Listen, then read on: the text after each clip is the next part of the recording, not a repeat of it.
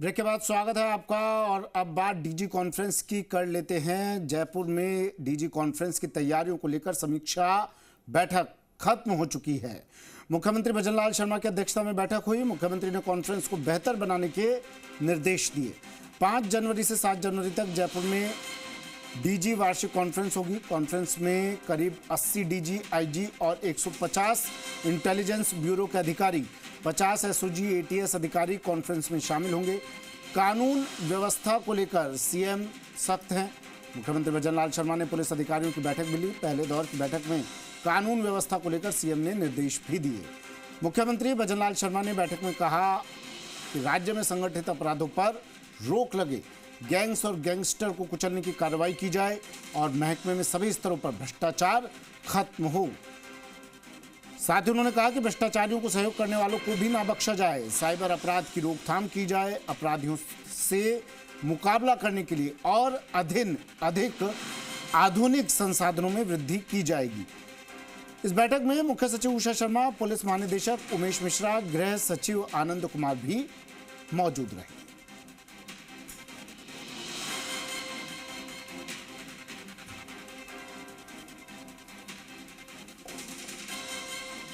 कानून व्यवस्था पर मुख्यमंत्री भजनलाल की बैठक। पहले दौर की बैठक में सीएम ने अहम दिशा निर्देश दिए।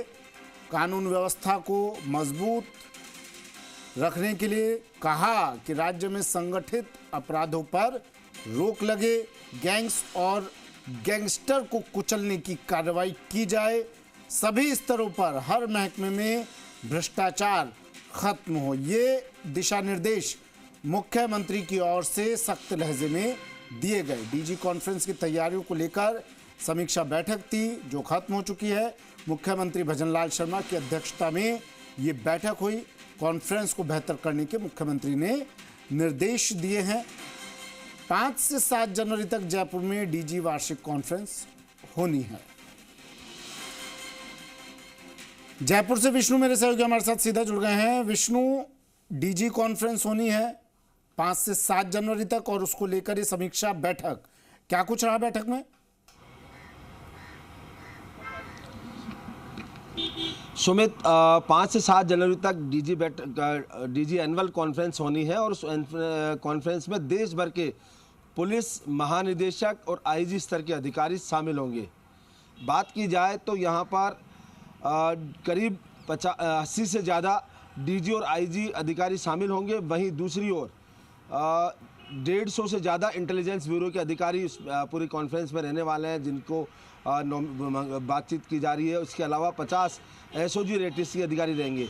यानी पूरे देश भर की ये महत्वपूर्ण बैठक है और उस महत्वपूर्ण की जो समीक्षा की तैयारियां हैं, यहाँ कुछ देर पहले मुख्यमंत्री भजनलाल शर्मा ने अधिकारियों के साथ इस पूरी बैठक की जो तैयारियां हैं उनको लेकर समीक्षा की है। मुख्यमंत्री ने इससे पहले कानून व्यवस्था की बैठक ली थी और उसमें अधिकारियों को निर्देश दिया है कि महिला अपराध को रोकना सरकार की प्राथमिकता है। कानून व्यवस्था बनाए रखना सरकार की प्राथमिकता में शामिल है, क्योंकि सरकार इसी मुद्दे पर चुनाव जीत के आई थी। और इसको लेकर उन्होंने कहा साइबर अपराध लगातार बढ़ रहे हैं। घर बैठे लोग ठगी का शिकार हो रहे हैं।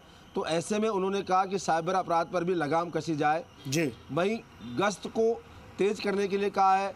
नाकाबंदी है उसको रोकने, नाकाबंदी को पुख्ता करने के लिए कहा, निर्देश दिए हैं। इसके बाद अभी 1 घंटा, ये 3 घंटा लॉ एंड ऑर्डर की बैठक चली और अब 1 घंटा जो डीजी एनुअल कॉन्फ्रेंस होने वाली है, डीजी आईजी एनुअल कॉन्फ्रेंस होने वाली है, उसकी समीक्षा की गई। देश भर में अपराध बढ़ा है तो अपराध को कैसे कंट्रोल किया जाए उसको लेकर तमाम तैयारियां वहाँ की जा रही है। नोडल ऑफिसर इसका बना दिया गया है एडीजी को। तो ऐसे में अब इस कॉन्फ्रेंस की तमाम तैयारियों को लेकर यहाँ पर बैठक की गई है। और साथ ही क्योंकि देश भर में अपराध हैं तो उनमें आपसी समन्वय हो, किस तरह से अपराध पर कंट्रोल किया जाए। अलग अलग राज्यों में जो अपराधी है उनकी जो मोडस ऑपरेंडी वो है उसको किस तरह से यहाँ पर पकड़ा जाए और उसके आधार पर आगे बढ़ा जाए। क्योंकि हर अपराधी है वो कहीं ना कहीं सुराग छोड़ता है, लेकिन उस सुराग तक पहुँचने के लिए किस तरह की तकनीक अपनाई जाए उसको लेकर यहाँ पर जो डीजी एनुअल कॉन्फ्रेंस होने वाली है उसको लेकर चर्चा की जाएगी। देश भर के डीजी रहेंगे, एटीएस एसओजी के अधिकारी रहेंगे। यानी जो संगठित अपराध है उन संगठित अपराधों को रोकने के लिए किस तरह से काम किया जाएगा उस पर चर्चा होगी। साथ ही यहाँ पर इंटेलिजेंस के अधिकारी रहेंगे कि जो हर घटना है, चाहे वो देश के विरोधी हो या अपराध को लेकर हो या बड़ा कोई अपराध यहाँ पर कारित किया जाना उसको लेकर हो, इन तमाम बातों को लेकर होगी। तो ऐसे में प्रधानमंत्री नरेंद्र मोदी, केंद्रीय गृह मंत्री अमित शाह सहित जो आला अफसर है, राष्ट्रीय सुरक्षा सलाहकार अजित डोभाल, वो भी उपस्थित इस बैठक में रह सकते हैं। पिछले साल ये दिल्ली में बैठक हुई थी, इस बार राजस्थान को इसकी मेजबानी मिली है। तो ऐसे में इस महत्वपूर्ण बैठक और इस महत्वपूर्ण की बैठक की तैयारियों को अमली जामा पहनाने के लिए यहाँ पर समीक्षा की गई है। मुख्यमंत्री भजनलाल शर्मा ने इनको लेकर समीक्षा की कि जो बैठक होने वाली है उसमें कहीं किसी प्रकार की कोई कमी नहीं रहे, इसको लेकर भी माकूल जो बंदोबस्त है वो करने के लिए कहा है।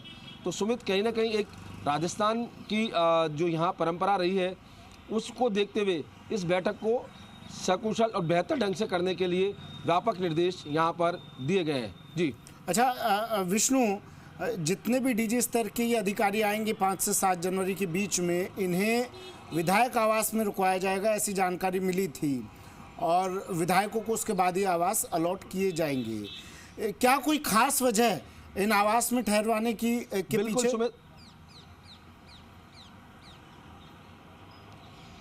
सुमित, ये सही है क्योंकि यहाँ पर डीजी जो एनुअल कॉन्फ्रेंस होगी उसमें तमाम जो डीजीपी स्तर के अधिकारी हैं वो पहुँचेंगे और उन्हें रुकवाने के लिए यहाँ पर जो नए विधायक आवास बने उनमें रुकवाने की व्यवस्था की गई है। क्योंकि एक तो सारे जो विधायक है, करीब 200 के आसपास जो आवास है वो यहाँ पर बुक किए गए हैं उनके लिए। तो वो आवास जब यहाँ होंगे सारे एक साथ कॉन्फ्रेंस में जा सकेंगे, एक साथ ठहर सकेंगे।